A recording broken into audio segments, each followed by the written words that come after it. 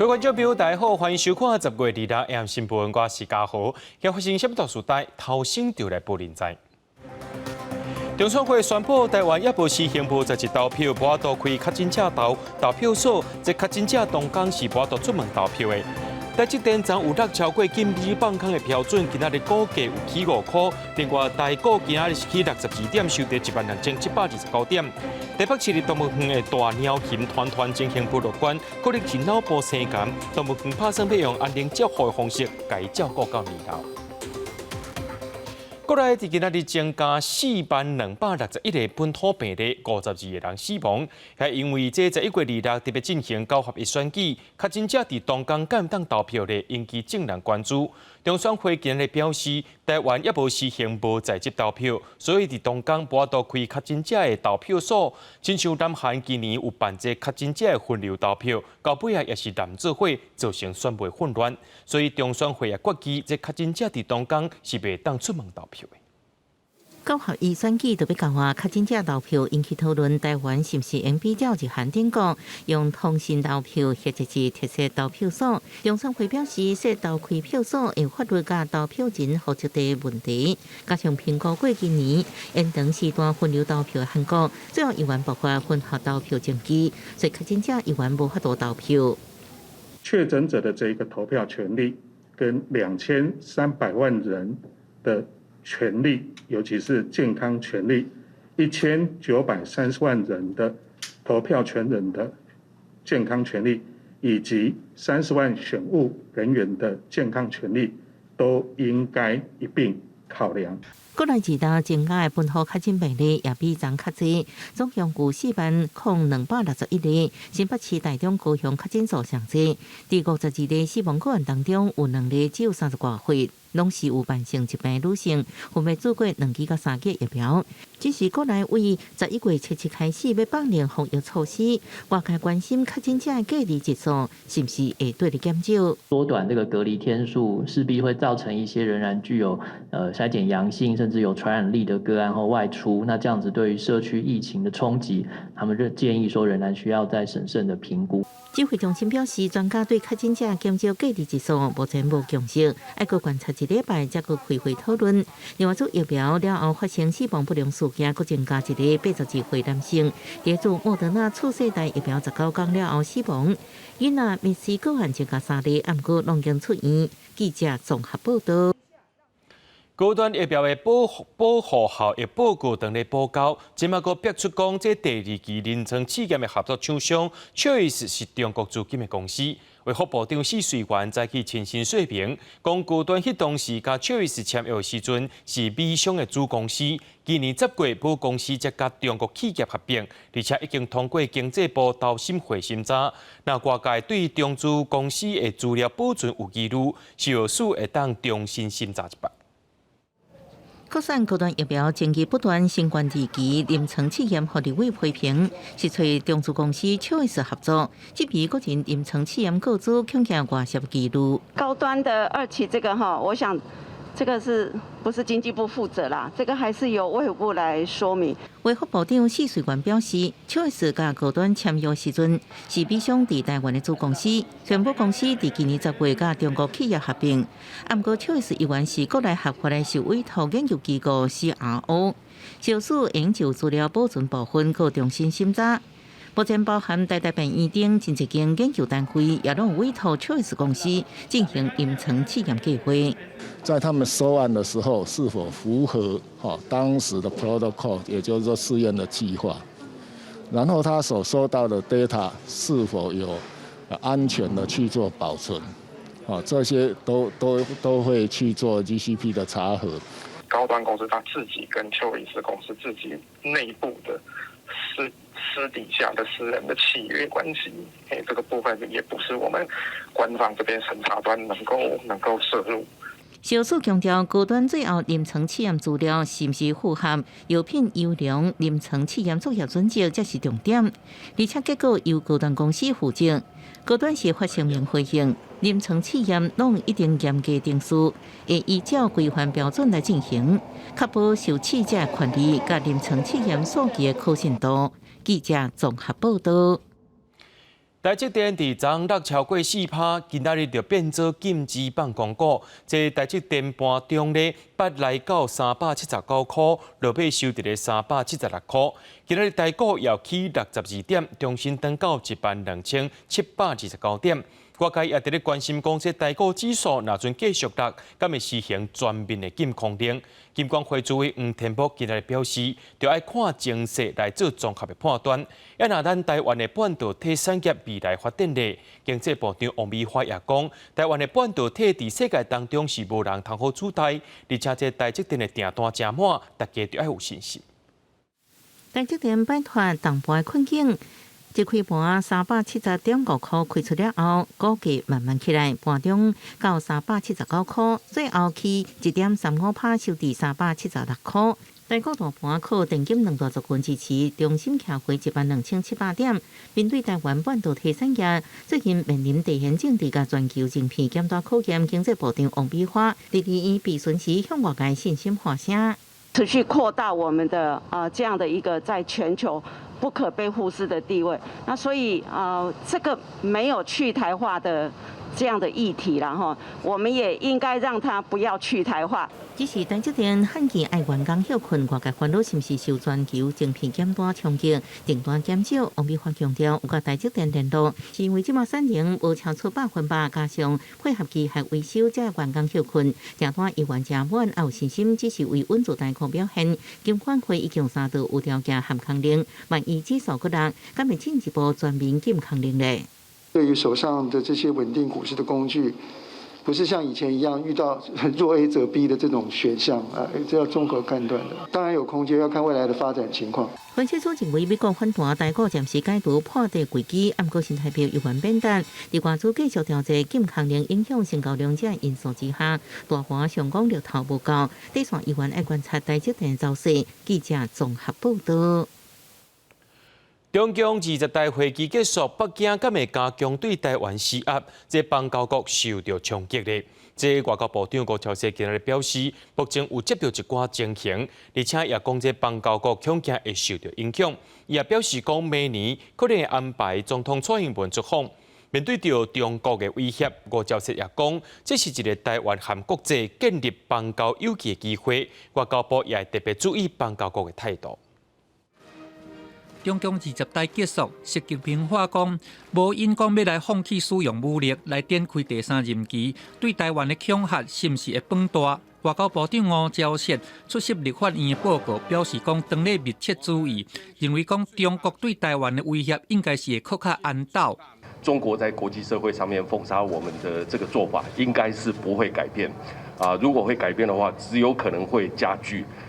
也是一个我们建立国际友谊的一个不错的一个机会。这边中国的外交人士嘛有变动，吴钊燮估计战狼外交的模式会刷落去，表现一定会更加强势。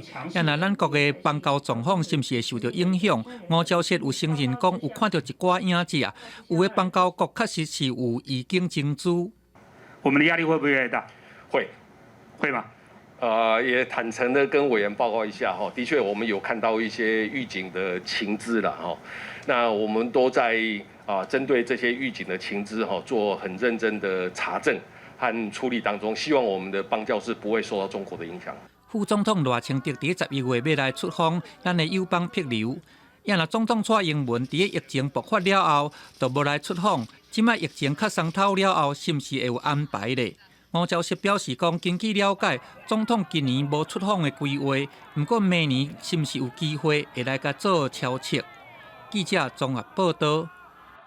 伫咧花莲的台湾观光学院受到这囝生少的影响，就生困难，已经伫咧81年9月停办咯。这10月24完成清算证书，而且城府法院这村的后产全部捐予国立空中大学。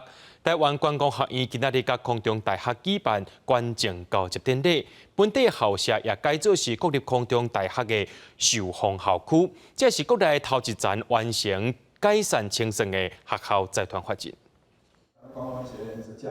伫教育部代表、花莲县政府、当地民意代表甲头人做见证，台湾观光学院董事长陈文贵甲376间教室甲宿舍的锁匙，交予空大校长陈尚平，代表完成捐赠甲交接。我们希望把这个土地活化。空中大学它也跟我们一样是教育的一个环境，那么这个教育的环境可以在这里可以有所发挥。观光学院正式转为国立空中大学受访校区，空大校长陈尚平表示，将要开陆活、陆学、陆泳，以终身学习、产学计划推广教育做重点。有学校的经营管理部，所以未有专任教师的原业。台湾观光学院的总共土地13.8公顷，7栋建筑物。简单讲，就是还是整个校产还是办理教育文化研习的活动。教育部指出，台湾观光学院虽然伫退场条例实施前停办，不过全部按照退场条例规定办理，包括停办前订座董事会、教职员按照年资发放资遣费，也是慰助金，各由教育部协助学生囡仔安排去其他学校。在这个整个清算的过程中，我们教育部透过我们私校的这个退场基金，来给学校不足的经费做垫付。那学校也透过相关的这个部分资产的一个处分，后来归还了这个教育部的垫付款。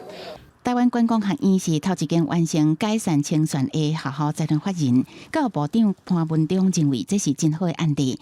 也是已经退场的阿泰甲永达两间技术学院，因为借款债务较复杂，可能时间会牵延。不过，同款的透过公益董事，让法人赶紧完成后善清算。记者综合报道。最近高速公路接发生意外，为着要确保民众安全，交通部修正道路交通安全规则，按算伫明年7月开始，会强制所有新车拢爱架反光架，若准无车就袂当领车牌。伫国道发生车祸，双方落车看车损，后壁的卡车无注意，直接撞过来，雄雄要走去另外一个车道的小客车驾驶，互相袂符的车撞到。根据高速公路局统计，9月13至18，一礼拜内有4件二次追撞事故，造成4个人死亡，6个受伤。国道二次事故愈来愈侪，交通部修正道路交通安全规则，预定明年7月开始强制新车爱配备反光架。而我们国家的经验穿着反光背心的话，对于降低2次事故的伤害是有明显的效果了。目前预告修正道路交通安全规则第39条，112年7月1号起，申请牌照检验的时候呢，就要随车配备符合国家标准的一个反光背心。车主穿反光架扎入车坑各种三角牌，会当加强后边驾驶的注意，避免追撞。那国道平面道路，原来常常有二次事故，常常爱伫马路作业的拖吊人员，除了车会死警示灯打满反光条，原来会穿有反光条的制服。我们自己司机身上都会有穿，就是反光的工作服，这样帮助就是用路人会看得到这样。就是下来处理，可是很快的时间，后面车子又撞上来，所以我觉得有个背心应该可以增加后面的一些安全的辨识度。新车无反光架都袂使领牌，因为无论一般道路还是车速卡袂到超过100的国道，拄到事故临时停车落车，拢有真悬的风险。交通部表示，除了新车使用中的车辆，也鼓励业者伫车主回厂保养还是维修的时阵提供，互反光架会当慢慢普遍。记者综合报道。台北市立动物园伫8月发现大鸟形团团出现类似羊形的镜头。第2届检查了后，才发现讲，因脑部病变的范围变大，才有可能是恶性的肿瘤。不过动物园无打算要甲伊做麻醉或者是较危险的检查，决定要采用类似咱人安宁照护的方式来甲伊照顾。倒咧脚底啊，或者是坐咧接过物件食，大鸟形团团后边的脚依然是无力。伊第2摆脑部自尽造影检查出来，确定病灶区域扩大，得到恶性肿瘤的几率大大提悬。毋过考虑麻醉甲侵袭性治疗可能危害伊生命，动物园决定用舒缓照护的方式来照顾。或许再一次麻醉，它可能都会有耐不过的可能性，都有可能。舒缓治疗，它确实是跟所谓的人类的安宁治疗是很像的。好团团的食物增加蛋白质、维生素这营养品，也增加饲水次数。这几天伊体重增加，动物园表示可能甲吊大肠有关系。因为无过对团团做切片检查，无法度确诊伊是毋是得到恶性肿瘤。动物园也继续甲对方交换医疗意见。不过团团病房连中国大陆专家也捌看过。病况的状况其实已经，我想已经超过大陆他们那边曾经发生过的 case， 目前他们在存活中的猫熊应该还没有发生过像团团这样子的病例。团团病情进展速度正紧，偏向恶性肿瘤去认定。团队认为，互伊疏缓是上好的方式，暂时无要互伊去展场，会安排时段，互民众透过线顶直播来关心。了解因活偌久，同航空衰去会互伊数时过每一天，死亡了后要如何处理？东方认为，讲这成过早。记者综合报道。来看屏东万丹的这个湾内村滚水山，今早起5点过的时阵，搁在喷发。今年已经是第3届喷发了，这届喷发的地点是种红豆的田，这寡红豆搁在2个月就当收成，不过即马却是全部乌有去啊。土壤像喷泉共款，带着白烟一直对土骹浮出来，范围大概有1至2米宽。土壤向外扩散，强要淹过规地田。今年才袂阁补一道。屏东万丹湾内村的滚水山，距离顶摆喷发才4个月，26透早5点外再次喷发，已经是今年第3摆。前半个月个，即个大部分尔，小细节吼，拢常常用规半冬的啊。哦。嘿，这2-3遍来吼，阮到今哦还袂清好势，你看伊阁雾起来啊。滚水山附近的公庙4月到6月才因为土壤伫后门喷发，清到即阵还袂清了。即摆滚水山伫公庙附近2块田喷发，田内底种的红豆搁过2个月就会使收成，全部互土壤淹过，损失互农民买靠无目屎。大概爱5-6年过看的，小可有恢复较早迄种迄个土石的咯。所以你讲的万几块是眼前迄个红豆啊损失的部分啊。是损失啊，以后愈多。因为土壤内底有硫矿，会互土质变歹，防淹过的田爱开几啊冬重新养地。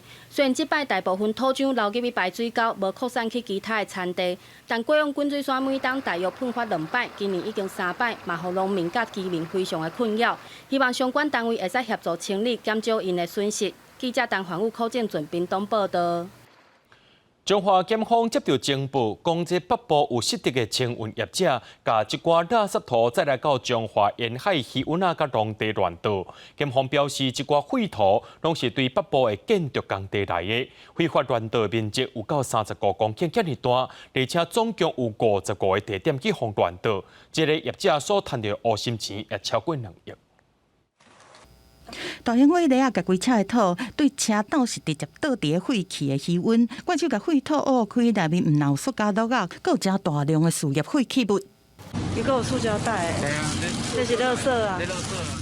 中华检方接到情资，中华沿海的农地含废弃的渔湾是防倒大量的废土，嘛伫关的所在已经翕相来找证据，确实是翕到真侪大型的火雷啊，直接倒土。中华沿海的丰原、大城、二林和福兴这个所在，真侪地区原本是农地，即马嘛变作一堆一堆的小山。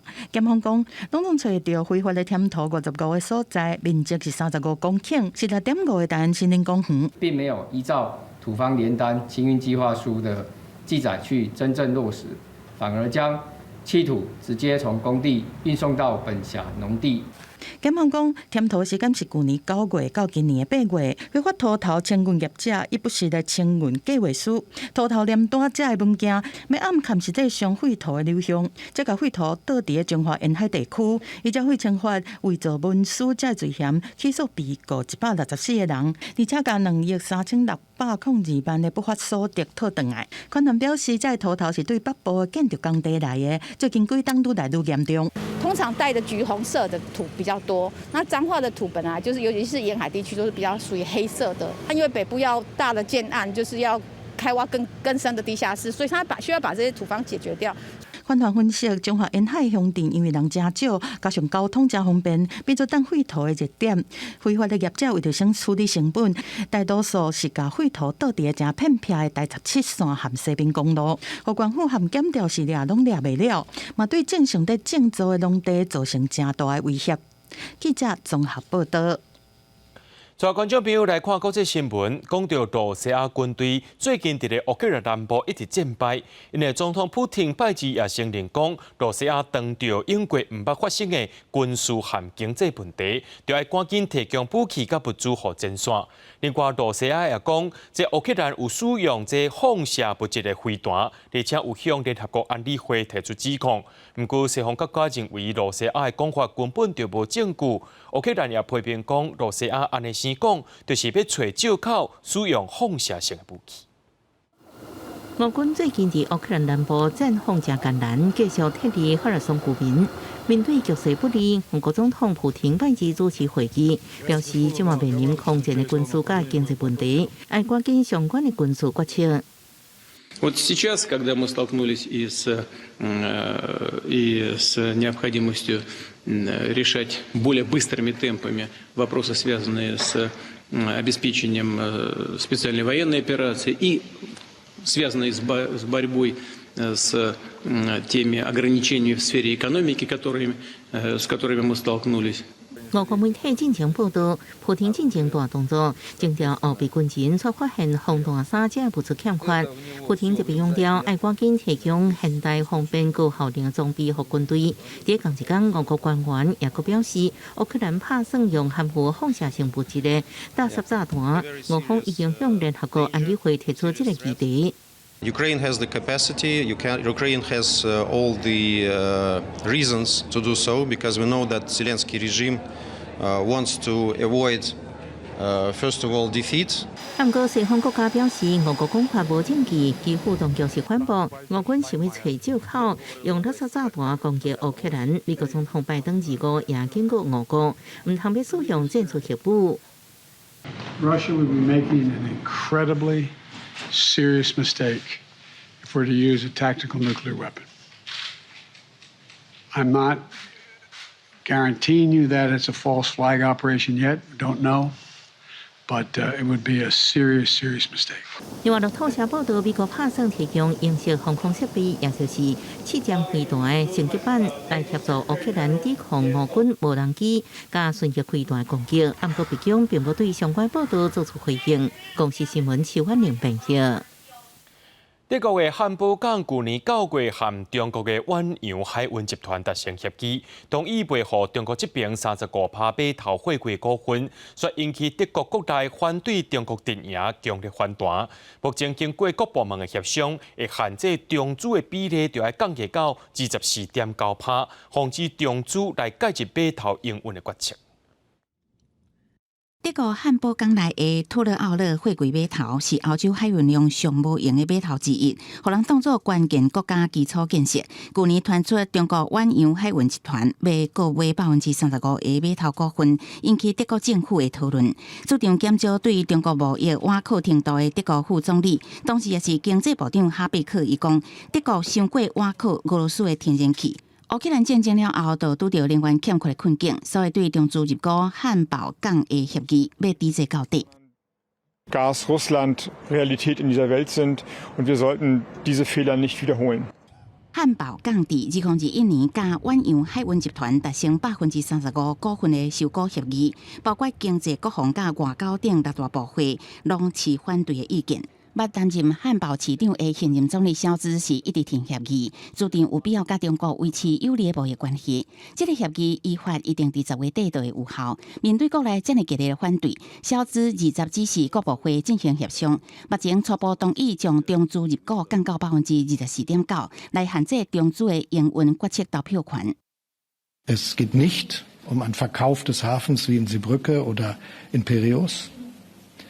Es geht höchstens den Anteils。肖兹出席布鲁塞尔的欧盟峰会时阵表示，这个协议并无亲像外界所想的遐尼复杂，不过国内有无共意见的时阵，确实需要进一步查清楚。肖兹也讲，11月份到北京访问的计划是例行上任拜会行程，甲协议无关系。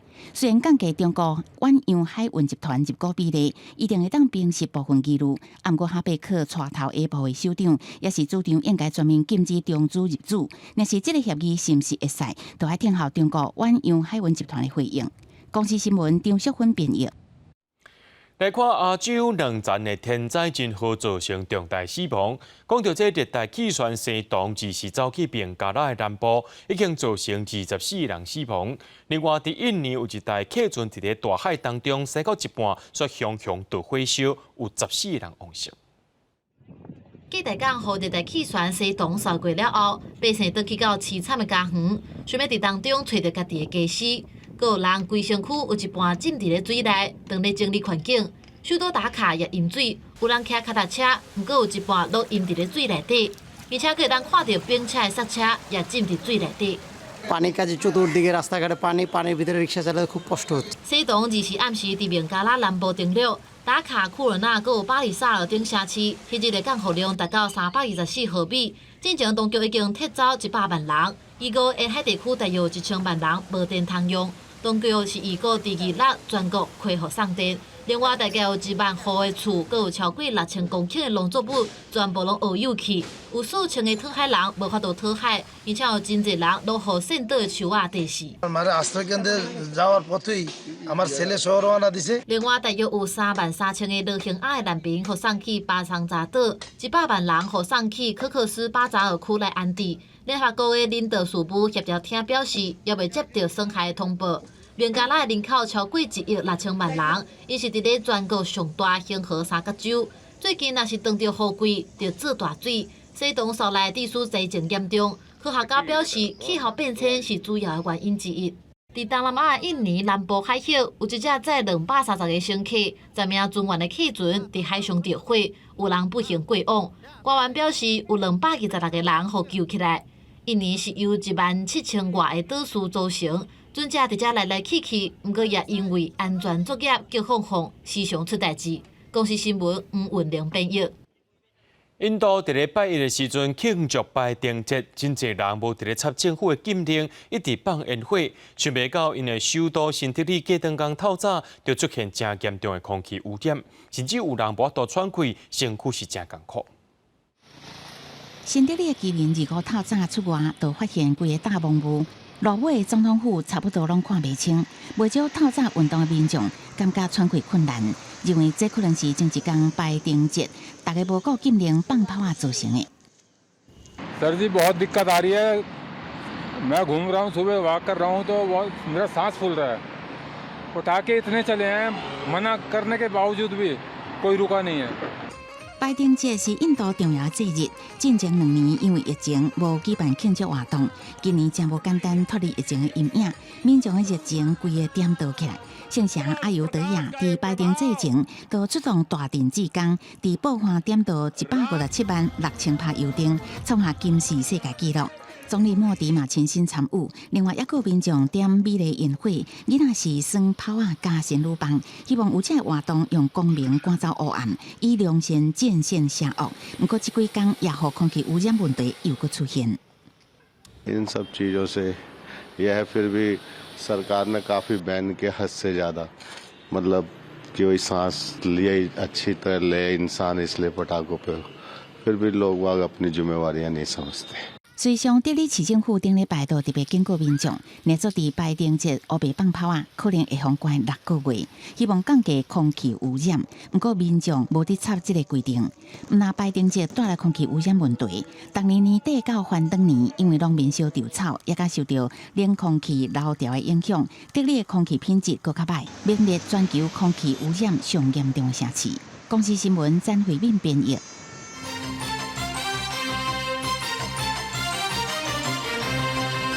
搁在1个月，就是11月26合一大选，民进党结合地方大选和18岁公民权要拼催票。民进党主席总统蔡英文也发出3个拜托，爱大家订车票，招朋友登去投票。伫拜5时阵，佫会再举办社群之家，找这市长候选人和少年人网友当面互动，积极拼城市。126回家投票，一票顾家乡，一票拼未来。1126合一大选离投票日剩1个月，民进党开始全力催票。身兼党主席的总统蔡英文发3个拜托，爱所有选民订好车票，招朋友做伙登厝投票，支持18岁公民权过关，也嘛支持民进党所提名的候选人。支持民进党的候选人，让中央执政的好成绩继续落实到地方。11月26号，请大家告诉大家，一定要回家投票，用手中的选票顾好家乡，也顾好台湾的未来。马丁选举，这届民进党嘛推出18岁公民权过关，找13个国务卿代表共同呼吁。青年部表示，进前1个月会举行40外场的活动，支持18岁公民权。而且在民调当中，民进党的支持者有将近8成一投同意票，比其他的政党有较悬。我们希望18岁公民权能够顺利过关，让台湾的民主继续向前。世界主权大个国家，一个有18岁公民权咯。跟这个世界的潮流站在一起。民进党积极抢少年选票，各地候选人也响应。总统蔡英文28暗时要举办2022社群之夜，邀请上百家人同市长候选人、甲少年人网友面对面做伙有关城市。记者综合报道。国民党中常会今日选举家人举办，要替国民党的候选人谢国良辅选。党主席朱立伦希望800支投性命稳强同体，国民党拢爱选赢。不过，民进党的市长候选人蔡适应今日就质疑讲，这谢国良的财产申报可能有减报。那谢国良这边也逼讲，这蔡适应的条仔卡涉嫌贿选。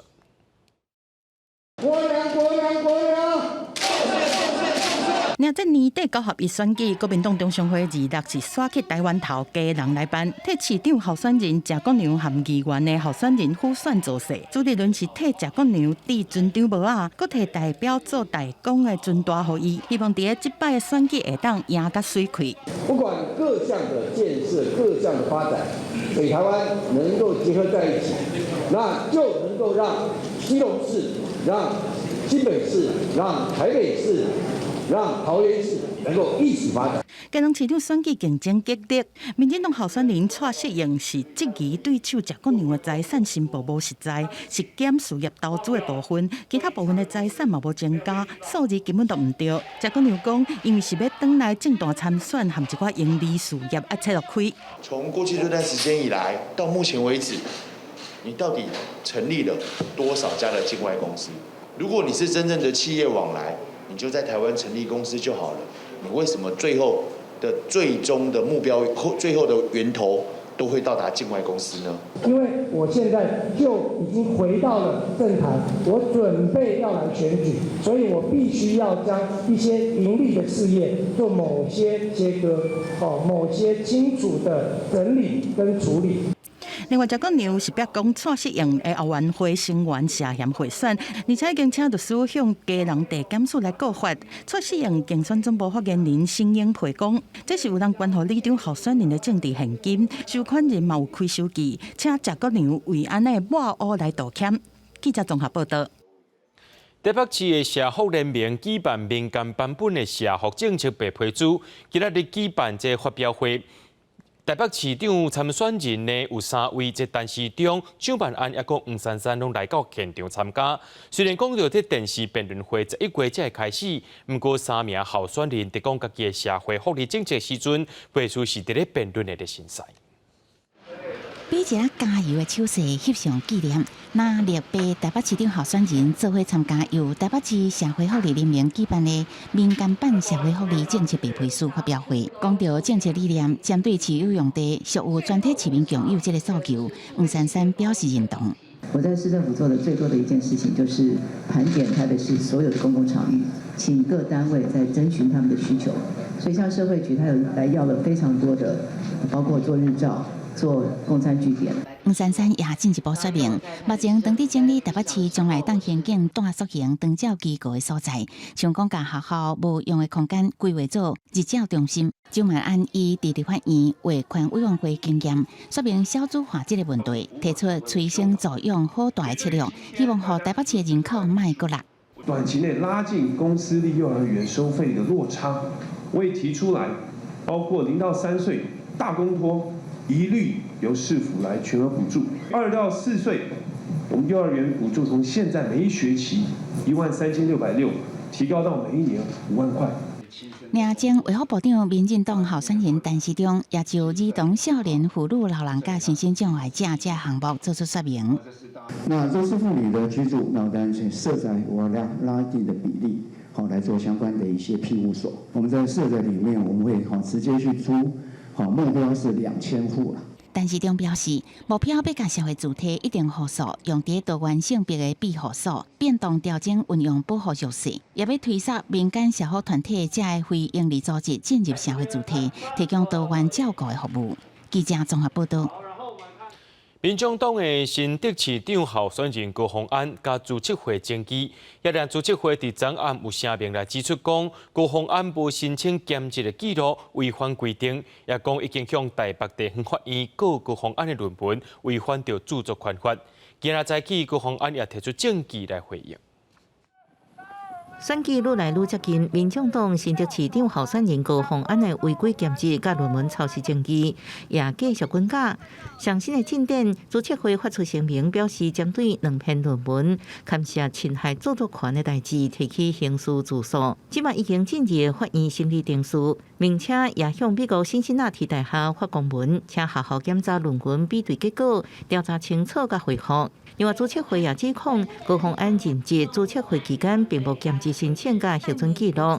高虹安是开记者会提出信箱回信制度，申请说明，表示认知考试期间主席会主管全部拢知情，无领考试薪水，都无兼职的讲法。如果今天你要指控我兼职，请问我在这个兼职的定义上，主管也都只知情，主管指派我去做这件事情，我没有支领科制的薪水。想请教一下，资策会，你用哪一条、哪一点来打我不当兼职？对此，国民党新竹市长候选人林经仁认为，论文事件已经进入司法定数，后续要尊重司法。违法兼职证据，无论是高虹安或者是主席会，其实双方拢有问题。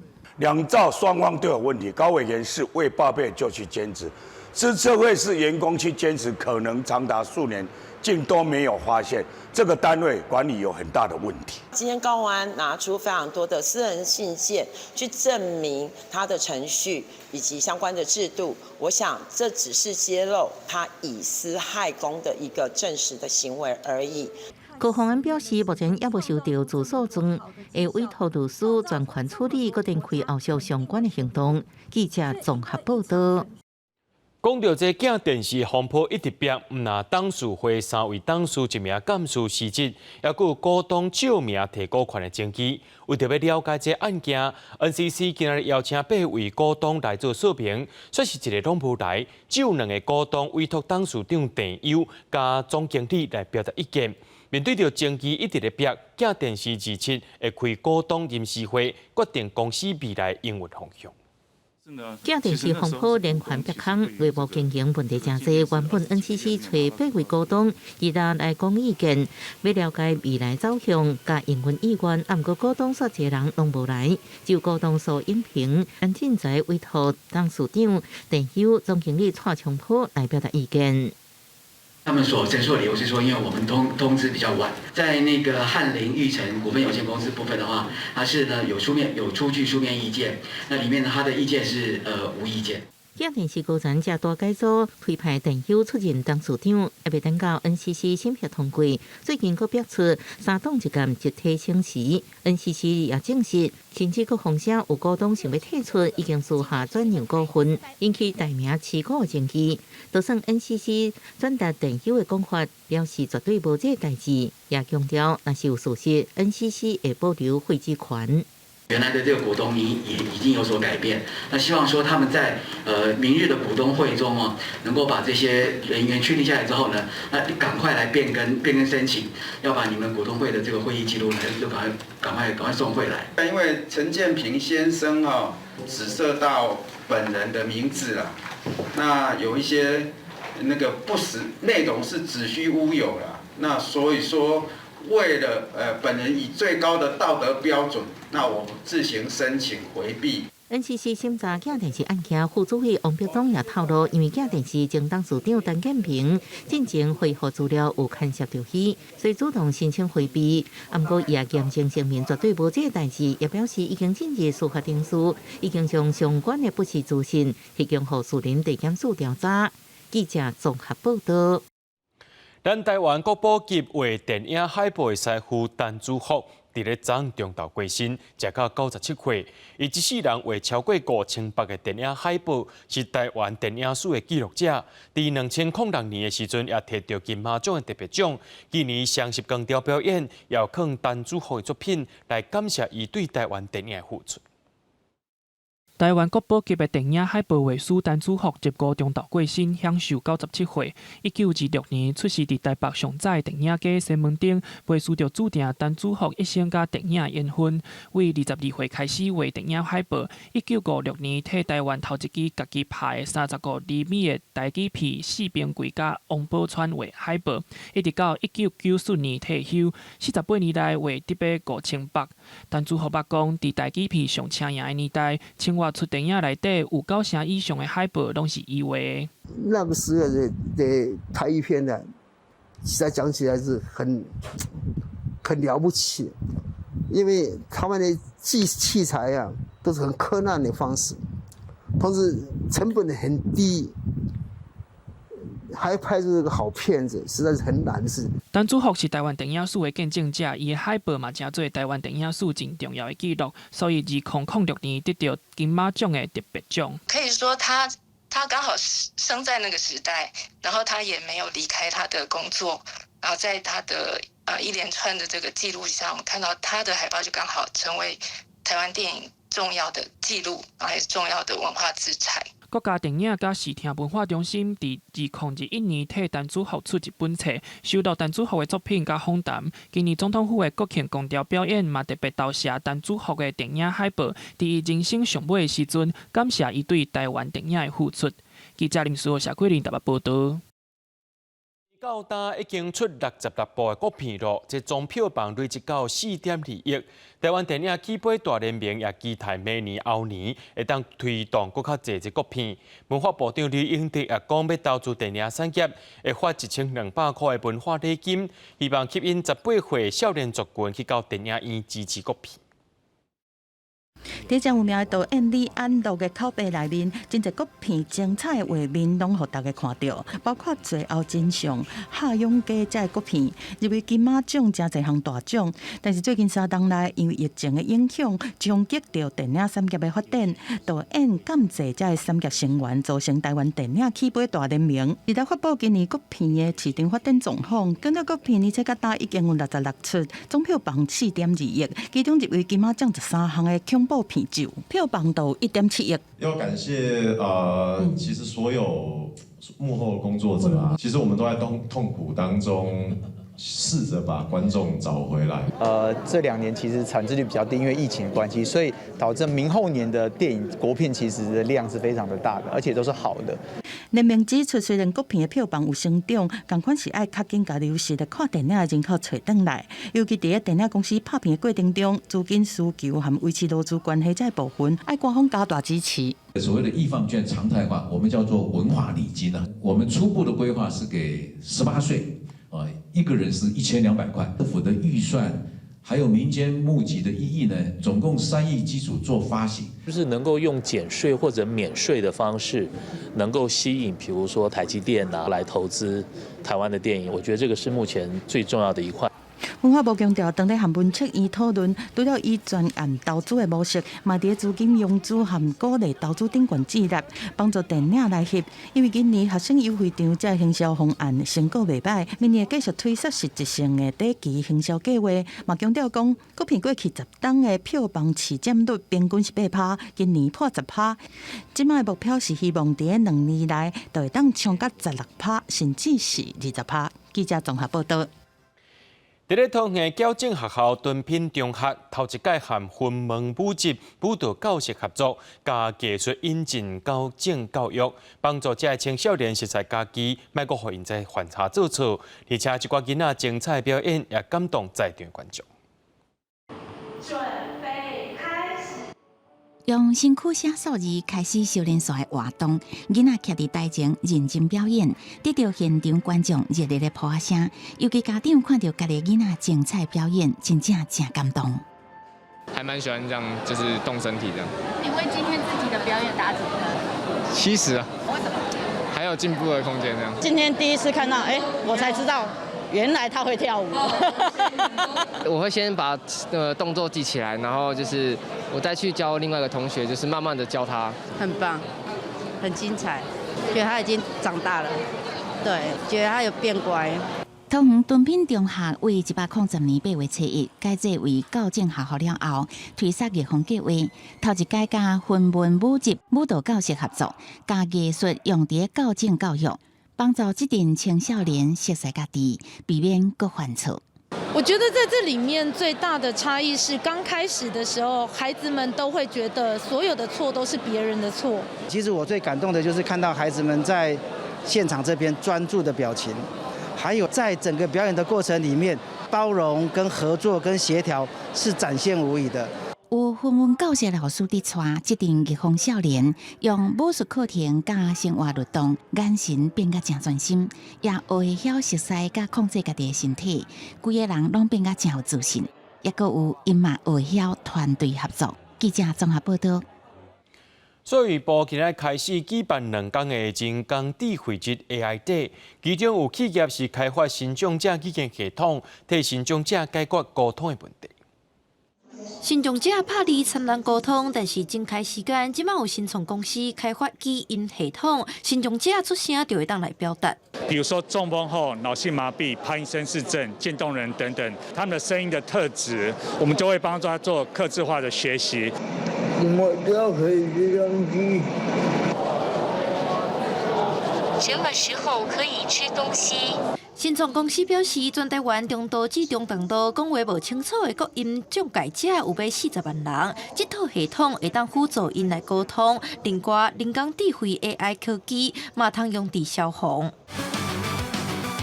消防人员救灾入火场，外口的人上惊唔知影内底发生啥物代志。即马有科技业者研发变言系统，内底消防员的动作用感测器传出去，互感测的人会当通知影火场发生啥物状况。你在走路，你在蹲下，你趴下，你不动，我都在边缘运算的时候都帮你运算好的时候，我就可以及时的知道你这消防员在干什么。屏东县消防局表示，这套系统伫明年初会开始予部分消防员来使用，到扩大范围。即个伫台北上山现场有100间的业者参展，互民众了解目前人工智慧运用伫什么层面。记者点李小凯台北采访报道。伫咧尼泊尔有真侪少年人会走去景点或者是宗教圣地唱歌跳舞，讲是要翕抖音。着佛寺表示讲，一群人来到佛门圣地，安尼吵吵闹闹，一点仔也拢无伫咧尊重，甚至有一寡所在开始严格禁止来遮翕抖音啦。搁唱搁跳，勇敢表现家己，伫有名景点宗教圣地翕抖音，已经成做尼泊尔少年人新潮流。I came to see the temple, but mostly for TikTok. 过去2年，尼泊尔抖音用户暴增120倍，不少人真爱到表示古迹翕抖音。不过因为人数实在伤过济，景点工作人员真困扰，也互当地警方下禁令，部分地点禁止翕抖音。It's the ban of TikTok. They can use photo sometimes, yeah, but not the TikTok. 工作人员指出，翕抖音的民众拢一大阵各种互播送大声音乐，影响来调性的人，也佮有伫个热街路翕，甚至造成塞车。They use selfie stick, yeah, and then they do dancing, and the people are sometimes the whole crowd people also do the TikTok. They disturb the people walking here. 除了景点部分用户，也会走去农村翕抖音，互农民是怨声连连。They walk here and destroy everything. They trample all over my rice shoots. But what can I do? I tell them to stop, to not destroy my fields. But they keep dancing, like this. They say they're not doing anything wrong. 不过，有人认为禁止翕抖音，好亲像是控制言论自由同款。因认为官员应该甲民众沟通，在尊重场所前提之下，互人来翕，不是全面禁止，完全无要互用户空间。公司新闻市反映朋友。美国为着要纪念美国宪法保障妇女选举权100周年，就用5名美国杰出的女性设计出特殊版本的金嘎嘎，其中一个就是有亚洲血统的好莱坞演员黄秋松，这也是头一个亚洲血统的美国人出现伫美国前顶头。黄柳松的招牌墨水甲长长的指甲，加作为登上美国货币形象。美国驻北局表示，黄柳松伫8年进前就是一名勇敢的身躯，克服各种困难甲障碍，互美国社会对美籍亚裔人士有更较侪正确了解。特地正做杰出女性版25美分的主角之一。When you think about Anna May Wong, she was the first Asian American actress. 60 films under her credit. She, in fact, not only starred in silent film and TV, but also in theater. She made a difference and she changed the dynamics of entertainment for Asian Americans. 黄柳松本名黄阿美，1905年出世伫美国洛杉矶，是第3代美籍华人。1919年第一摆伫电影当中出来，1961年过身。演艺生涯换过默片、有声片、电视剧、舞台剧甲广播剧。暗过伫迄时阵的美国社会，面临排华甲种族歧视的压力，互伊片酬上过低，佮去澳洲发展。伫初大战期间，伊暂停演艺事业。支援中国抗战，黄柳松成功的演艺事业不止互伊成做第一个美国货币顶悬的亚裔面容，也是第一位伫好莱坞成功带到留手印的女明星。Maybe 1,000 years from now, somebody will either dig up, might find in a museum, and the curiosity from what they see might drive them to learn about something or figure out what the reasoning was behind a coin. And from that, they might, educate themselves on Anna May Wong. 为庆祝美国宪法第19条修正案，也就是禁止任何美国公民因为性别因素不断选举权生效100周年，美国驻北约特别规划2024到2025年发行杰出女性版本的25美分货币。入选的5个女性，除了黄柳松以外，也佫包含美国第一位女性太空人莎莉莱德等4个人，佫定伫美国时间2月正式发行。公司新闻金文庆编辑。伫咧英国伦敦泰晤士河南边的巴特斯发电站是100年前所起的，而且是欧洲上界大的红砖建筑。不过，伫咧1983年停用了后，规个就关起来放咧远。2012年展开10年的改造计划，今年要改变做是大型购物中心，带观众朋友做回来看。规间拢用红砖头起的厝壁，佮有4支白色的烟筒管，这就是伫咧英国伦敦泰晤士河的南岸，伦敦非常有代表性的地标巴特斯发电站。10月中，巴特斯发电站举办改造了后重新开幕的仪式，吸引几来千人来参加。巴特斯发电站是伫1929年起好的，用土炭来发电的电厂，以早要负责供应伦敦1/5的电力。除了发电以外，因为建筑物的外观真有特色，是全欧洲上大间的用红砖头起的建筑物，所以对伦敦的人来讲，这个发电站是代表大家共同的记忆。但是自1975年开始，巴特斯发电站就分阶段停止使用，到1983年完全关厂。嘛，自迄个时阵开始，大家就讨论要安怎重新改造这个所在。但是经过几十冬，拢无提出成功的改造计划。一直到2012年，马来西亚的财团把这个发电站买落来。经过10年的时间，总共开90亿英镑，总算把原本已经废掉的发电站重新改造做一个多功能的大型商场。See the end result today and to see thousands of Londoners coming into the building, looking at it and saying, "Wow," is a really fantastic moment for all the team. 改造了后的巴特斯发电站，即马有超过250间店面，有餐厅、咖啡厅、酒吧、戏院，还佫有饭店甲办公室。参像苹果电脑公司，就将因伫英国的总办公室刷来遮。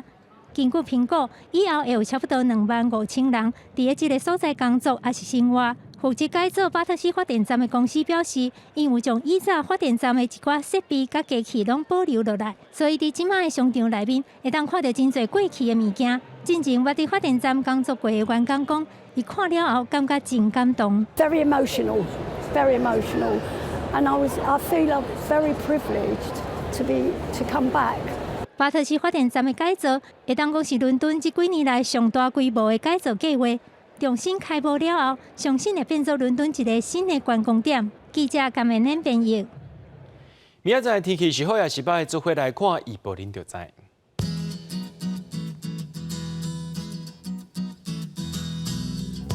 宜兰到新竹对20度到28度。苗栗到云林对20度到29度。嘉义到屏东对20度到30度。宜兰花莲台东对19度到28度。平湖金门马祖对20度到28度。也个未来3天气象。